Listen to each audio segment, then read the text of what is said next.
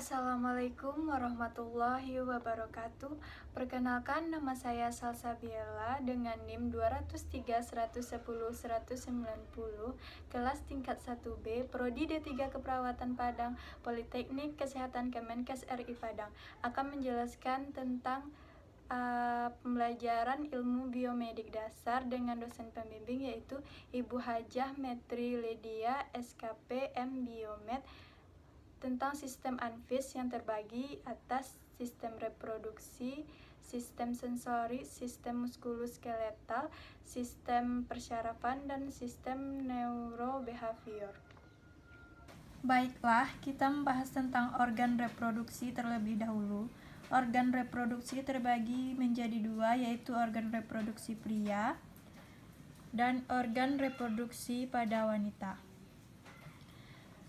Yang pertama yaitu organ reproduksi pria. Terdapat kandung kemih. Kandung kemih berfungsi untuk menyimpan urin. Penis sebagai saluran kencing atau urin dan tempat keluarnya sperma. Vas deferens mengangkut sperma dari epididymis menuju kantong sperma. Saluran uretra, saluran keluarnya sperma dan urin. Vesicula seminalis, kelenjar yang menghasilkan basa, fruktosa, hormon prostaglandin, dan protein pembekuan. Kelenjar prostat menghasilkan cairan yang bersifat asam. Kelenjar Cowper untuk melindungi sperma dengan cara menetralkan urin yang memiliki pH asam yang tersisa dalam uretra. Epididymis sebagai tempat penyimpan sperma sementara.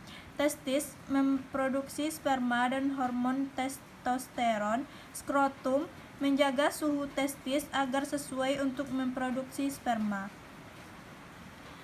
Selanjutnya, organ reproduksi wanita. Yang pertama, uterus, ruang untuk janin tumbuh dan berkembang. Serviks, jalan masuk antara rahim atau uterus. Oviduk, membawa sel telur dari infundibulum ke rahim. Folikel, menghasilkan hormon perempuan atau estrogen dan progesteron. Rahim, menampung janin hingga siap dilahirkan. Ovarium, produksi sel telur, estrogen dan progesteron. Endometrium, pembentukan plasenta. Vagina, jalan masuk dan keluar sperma menuju rahim. Baiklah, sekarang kita membahas tentang sistem sensoris. Sistem sensoris dibagi menjadi 4 bagian, yaitu sistem sensoris pada mata, sistem sensoris pada telinga, sistem sensoris pada hidung, dan sistem sensoris indera pengecap. Baiklah, kita membahas tentang sistem sensoris pada mata terlebih dahulu. Sistem sensoris mata terdiri dari bilik mata depan, yaitu membawa nutrisi ke jaringan mata dan sebagai penyeimbang. Lensa membantu memusatkan cahaya dan gambar pada retina. Pupil, bagian otot mata yang membesar dan mengecil. Iris, mengatur sejumlah cahaya yang masuk ke mata. Kornea, sebagai jendela dan jalan masuk cahaya. Sklera, menggerakkan mata. Koroid, memasok darah dan nutrisi ke retina. Retina, mengubah cahaya masuk menjadi impuls listrik. Makula, memberikan penglihatan detail yang paling tajam. Saraf optik, membawa pesan visual dari retina ke otak. Badan vitreus, memberi bentuk dan kekokohan pada mata. Selanjutnya, sistem sensoris pada telinga yang dibagi menjadi 3 bagian. Telinga bagian luar, telinga bagian dalam, dan telinga bagian tengah. Daun telinga mengumpulkan dan menyalurkan bunyi ke liang telinga. Lubang telinga, tempat masuknya bunyi ke liang telinga. Liang telinga meneruskan rangsang bunyi ke kena telinga. Telinga bagian dalam, 3 saluran setengah lingkaran menjaga keseimbangan tubuh. Rumah siput atau koklea mengubah getaran menjadi impuls dan meneruskan ke otak. Telinga bagian tengah, gendang telinga, mengubah bunyi menjadi getaran. 3 tulang pendengaran martil, landasan sanggurdi, memperkuat dan menghantar getaran ke saluran telinga yang lebih dalam. Saluran eutasius, menghubungkan rongga mulut dan telinga bagian dalam dan mengatur keseimbangan tekanan udara. Sistem sensoris pada hidung, tulang hidung, melindungi hidung dari benturan kecil. Septum mengatur suhu dan kelembapan rongga hidung. Lubang hidung, masuknya udara dan kotoran. Selaput lendir melindungi dari berbagai macam kotoran dan bakteri. Silia menyaring udara yang masuk. Saraf pembau penerima rangsangan bau. Sistem sensoris pada indera pengecap. Yang pertama, tubuh lidah mendeteksi rasa yang berbeda dari setiap makanan seperti rasa pahit, asam, manis, dan asin. Amandel sebagai benteng pertama di dalam pertahanan makanan. Akar lidah sebagai penggerak lidah. Otot lidah sebagai penggerak lidah. Bagian atas lidah untuk mengecap rasa karena bersentuhan langsung dengan makanan yang masuk ke mulut. Adenoid memerangi infeksi. Frenulum penghubung antara lidah dan dasar mulut. Selanjutnya, sistem muskuloskeletal terdiri dari tulang tengkorak, yaitu untuk melindungi otak.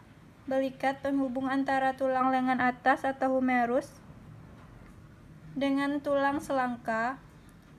Hasta dan pengumpil membantu rotasi tangan. Jari tangan untuk membentuk struktur dari jemari. Tulang pinggul penyangga organ di area perut. Kelangkang penanggung berat badan bagian atas ketika kita duduk atau berdiri. Paha membantu kaki bergerak. Tulang lutut untuk membungkus dan melindungi sendi lutut. Betis melindungi bagian kaki, melekatkan bagian lutut, menopang berat tubuh dan memberi kekuatan otot saat bergerak. Pergelangan kaki menyangga berat badan. Jari kaki menyangga tubuh saat berdiri. Selanjutnya, sistem persyarafan terdiri dari badan sel menerima impuls dari dendrit dan meneruskan ke akson. Dendrit menerima dan menghantar impuls ke badan sel. Nukleus mengatur aktivitas neuron. Nodus Ranvier mempercepat transmisi impuls darah. Selubung mielin melindungi akson dari benturan. Sel sakuan menyediakan makanan dan proses regenerasi akson. Terminal akson menghantarkan potensial aksi menjauhi badan sel dan berakhir di sel saraf lain. Selanjutnya, sistem saraf neurobehavior terbagi atas. Yang pertama, talamus, pusat pengaturan informasi mengenai pergerakan sensorik otak. Hipotalamus mengontrol rasa lapar, haus, emosi, dan siklus tidur. Pons mengatur pernapasan. Medula, pusat pengaturan fungsi jantung dan paru-paru. Cerebrum atau otak besar untuk mengontrol pergerakan atau kegiatan tubuh. Yang pertama, otak kanan mengontrol pergerakan kiri tubuh. Otak kiri mengontrol pergerakan kanan tubuh. Cerebellum atau otak kecil mengendalikan gerakan, menjaga keseimbangan, serta mengatur posisi dan koordinasi gerakan tubuh. Spinal menghubungkan sistem saraf tepi ke otak. Terima kasih.